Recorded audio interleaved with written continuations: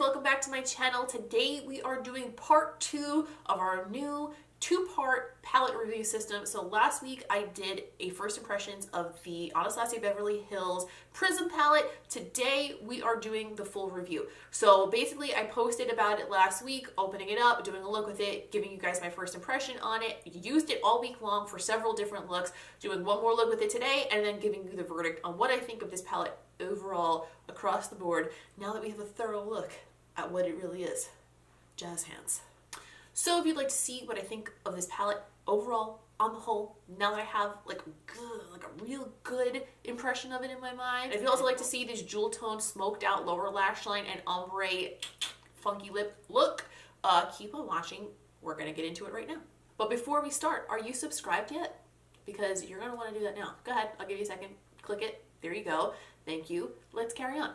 Okay, to start this look today, I am going to define the crease area of the eye.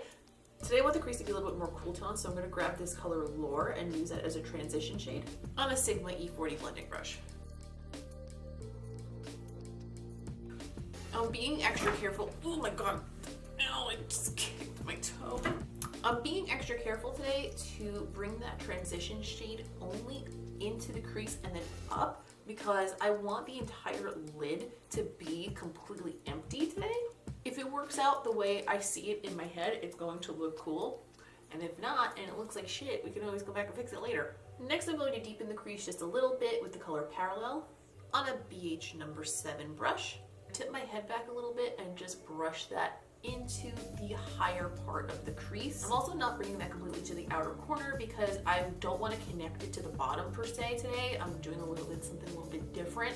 So I just want the color to like blend away and taper away instead of connecting into the bottom properly.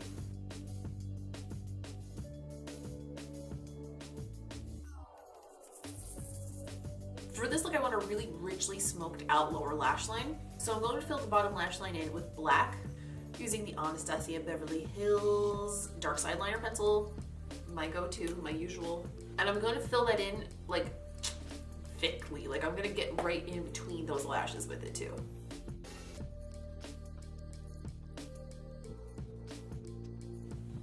I'm also going to bring that into the tight line too.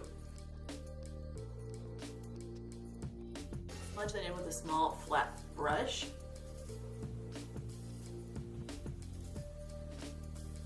I'm going to go back into that color Lure on the same BH number 7 brush. And I'm going to use that to start blending into that black that we put down. And I'm going to bring it down pretty far.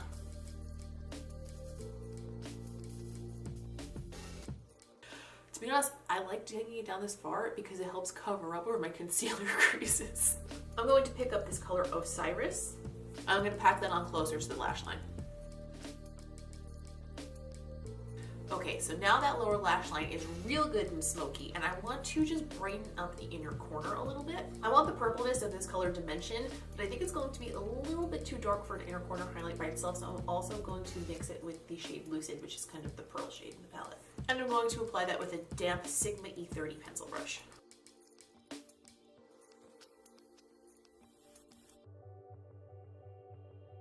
So, as you can probably tell, the lower lash line being smoked down so far and the upper lid being like pretty bare kind of throws off the balance of the eyes just a little bit because it's kind of dragging them down. So in order to balance that and make it look less tired and more va-va-voom, what we're going to do is put on a nice pair of false lashes that kind of lift the eye and make it look more awake, so that you're not taking away from the look that you created, but you're also balancing that bottom by lifting the top. So I'm going to choose the House of Lashes Siren Lash because I find them to be very like eye-opening, if you will, and like they make you look really awake. Before I put those down, I'm going to apply a thin line of liner just to the top lashes, like right along the lash line, so that they have something to grab onto properly.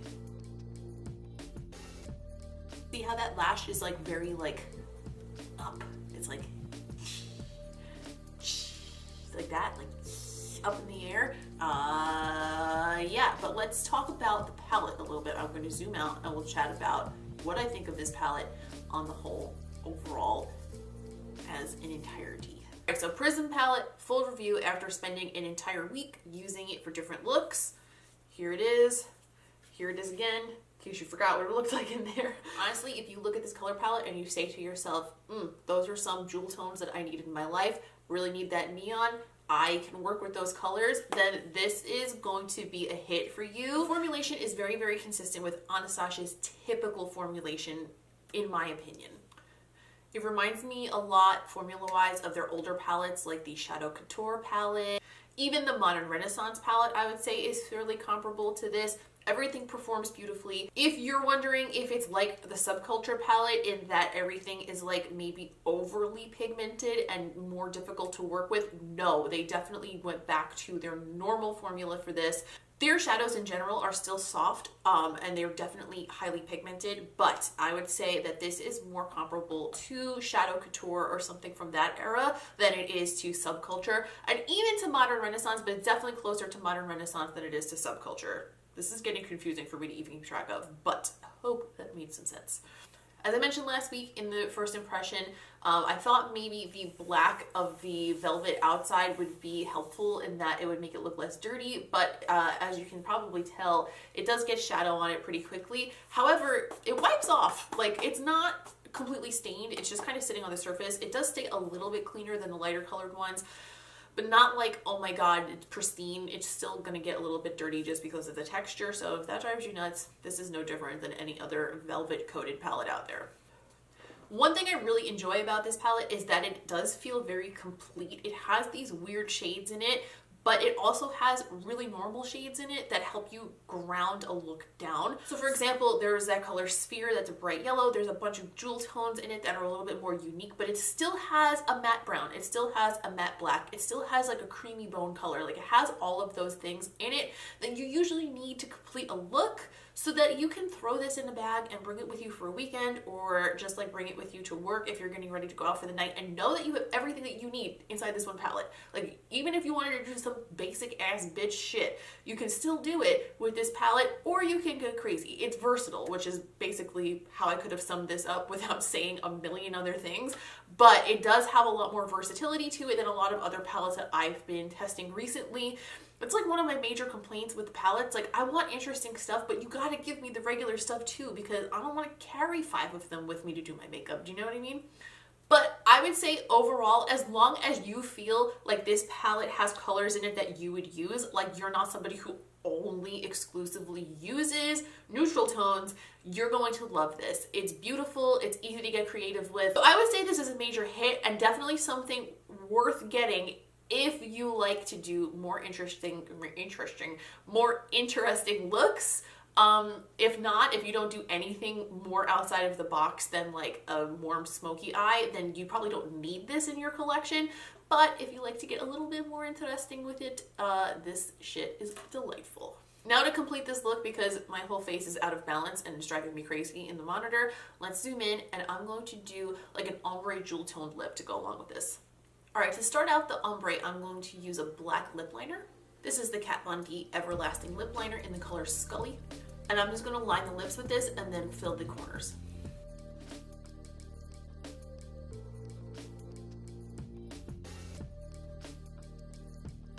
And I'm going to fill in the rest of the lip with the Anastasia liquid lipstick in the color Requiem.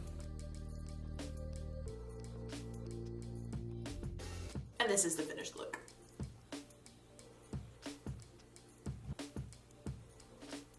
So that's all for today. That's all for the look. We have the review in the bag, solid grasp on how we feel about the Anastasia Prism palette. Honestly, if you guys think that you like those colors, then I definitely recommend it. I can't really find any major flaws in it besides like minor fallout here and there. Or I guess the packaging gets dirty easily. At this point in my life though, I feel like that's par for the course. Like, every palette I have looks like absolute dog shit. So I don't really, unless somebody invents like a self-cleaning material to make these palettes out of, I don't think we're gonna fix that anytime soon. Please don't forget to give this video a thumbs up if you enjoyed it, because it helps me out. It lets me know that you guys enjoy what I'm doing here. It helps the other people to see my things, and then they can tell me if they like what I'm doing here. It's like it's a good cycle. It's a good cycle. Thumbs up does more than you think. Also, please don't forget to subscribe if you have not already. I mean, come on. If you haven't already, what are you doing? What are you doing? You know you want to. Just click the button. It's right there. Also, do a bitch a favor and follow me on social media, because that's where I post like almost all the time, like every single day, I post at least something on Instagram and Twitter. So follow me over there. We will be best friends and you will come say hello and it will be grand. I will list that here on the screen and also in the description down below. I will also link the palette down below if this has put you over the edge into wanting it. That's down there as well. I think that that's all I have to say for now. I can't think of anything else. So thanks for being here and I will see you in the next one.